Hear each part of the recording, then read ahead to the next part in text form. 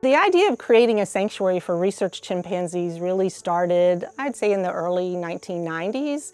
And it came about because the research facilities started to aggressively breed chimpanzees in the 80s for HIV research. And they just turned out to not be a very good model. But by that time, there were over 1,000 chimpanzees in a number of different research facilities around the world. And the big question was, what do we do with these chimpanzees?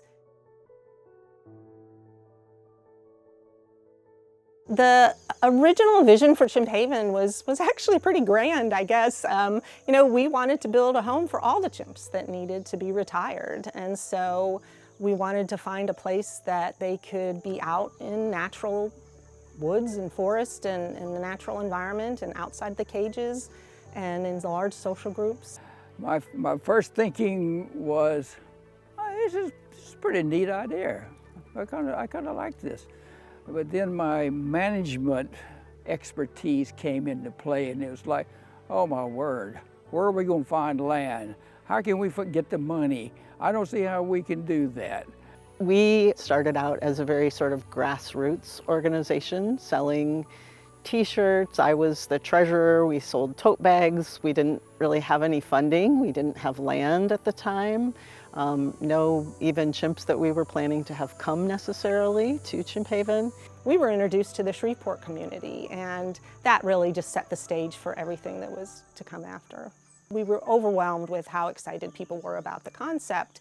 And then we basically got to the point where we said, well, would you have any property you could donate for the sanctuary to be built on? And we ended up having a number of trips meeting with Larry Raymond, who at the time was the director of Parks and Rec in Caddo Parish, looking at parish-owned land and any kind of thing they thought maybe would be suitable to us. And the first few trips we made, the land was like small amount of acreage and close to town, and really we just couldn't see it working. I mean, they're chimps and they're big, and space is important. So when we finally made the trip out to what became Mitty D. Jones Nature Park, we were just like, oh my gosh, it's absolutely gorgeous. It was just hundreds of acres of forest and hills, and there was nothing out there at the time, and it was just beautiful. And Tom and I just were like, we can see chimps living here.